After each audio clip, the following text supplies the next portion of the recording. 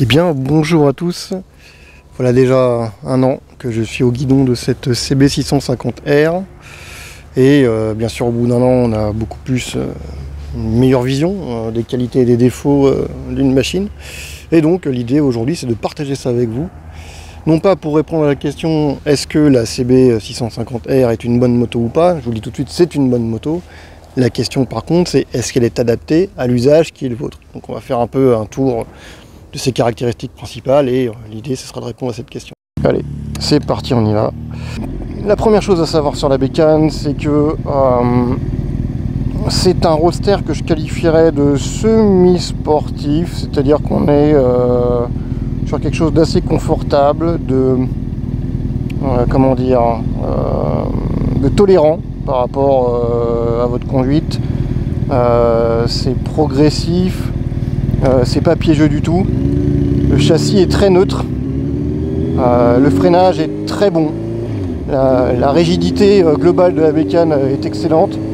L'amortissement est un peu ferme, mais globalement la position de conduite est c'est pas confortable. On est un peu sur l'avant, mais attention, ça n'a rien à voir avec une sportive.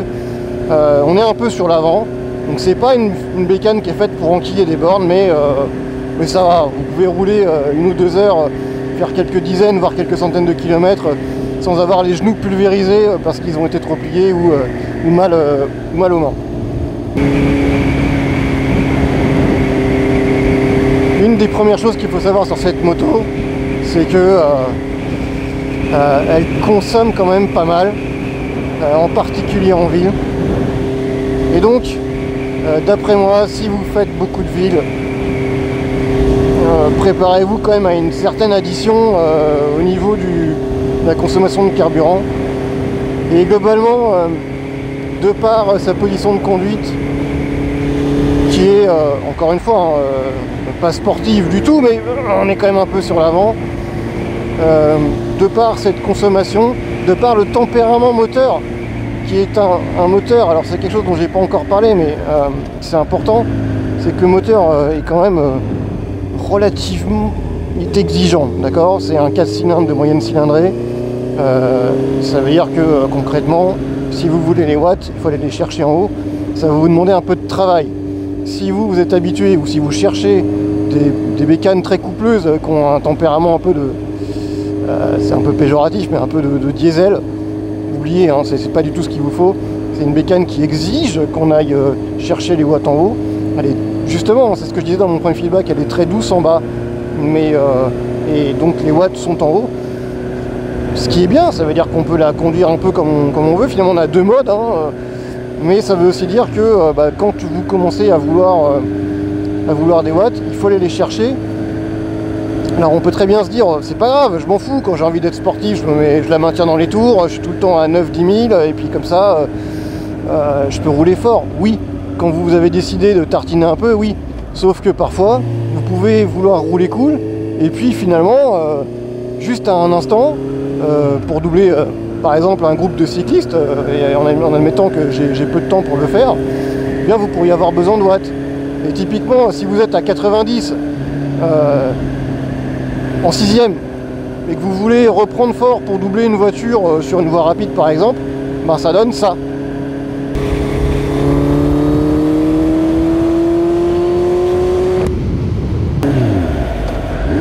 Ce qui n'est pas terrible, je pense, vous en conviendrez.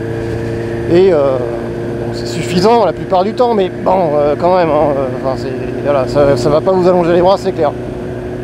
À la place, ce qu'il faut faire, c'est plutôt aller chercher les tours, et quand vous reprenez à 90 en secondes par exemple, eh bien ça donne ça.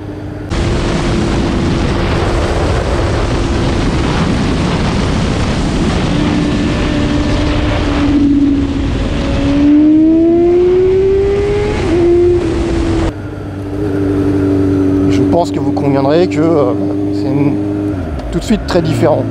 Voilà, donc c'est une bécane qui a un certain tempérament. Il y a des gens qui disent que les 4 cylindres sont linéaires, ça dépend. Non, typiquement c'est pas linéaire. Linéaire, ça veut dire que l'accélération est constante, permanente. En gros, le moteur parfaitement linéaire, enfin le comportement parfaitement linéaire, ce serait un scooter.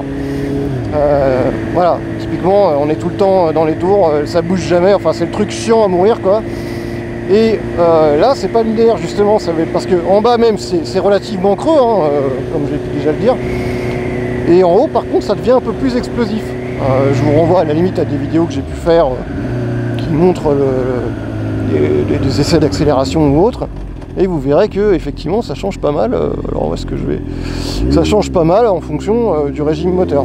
Et donc c'est pas du tout linéaire, au contraire.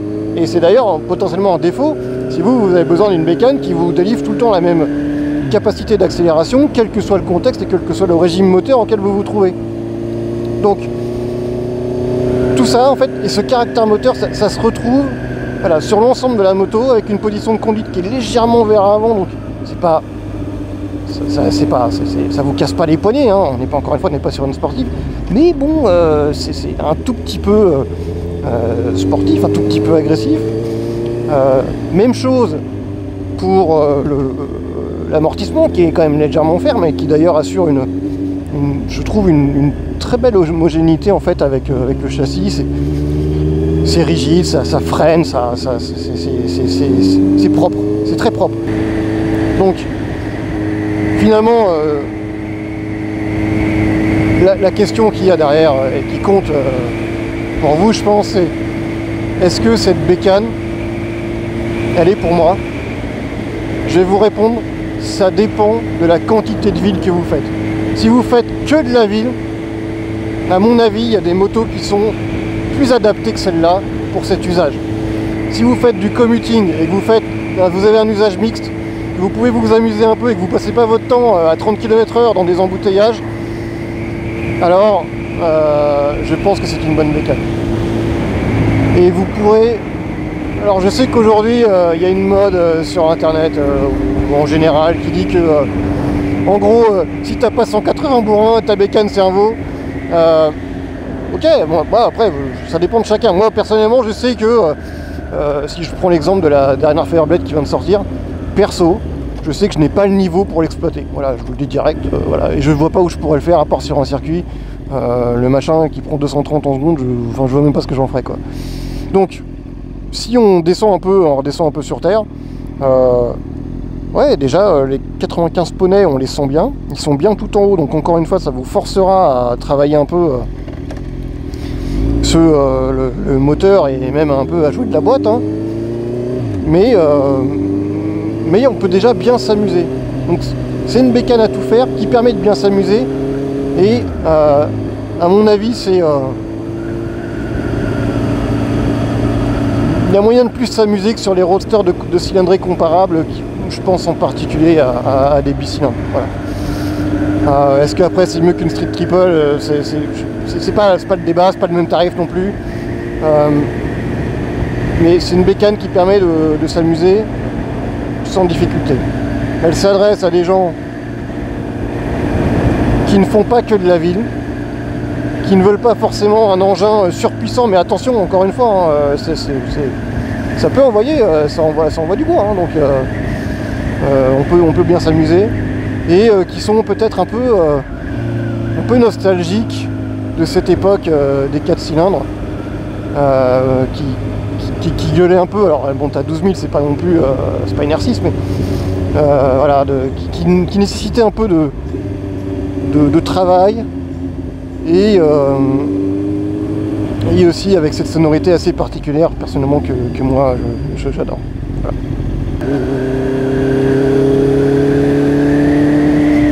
Donc pour conclure cette vidéo, parce que je la veux courte, achetez cette bécane si vous n'avez pas peur de travailler votre moteur, si vous voulez une bécane neutre, saine et qui permette de s'amuser un peu. Ne l'achetez pas si vous voulez quelque chose de linéaire, de la puissance en permanence, et si vous faites que de la ville. Et ne l'achetez pas non plus si vous êtes particulièrement regardant sur la consommation, parce que pour le coup, voilà, hein, 6, 5 ou 7 en ville, c'est quand même beaucoup. C'est quand même beaucoup, surtout si on se réfère à ce que peuvent faire d'autres motos, quoi. Voilà, bah écoutez, j'espère que ça vous a été utile. J'espère que les infos que vous trouverez dans cette vidéo sont pertinentes pour vous. Et que vous avez maintenant une meilleure idée de ce que, du public auquel s'adresse la moto. Prenez soin de vous, et à tous, salut.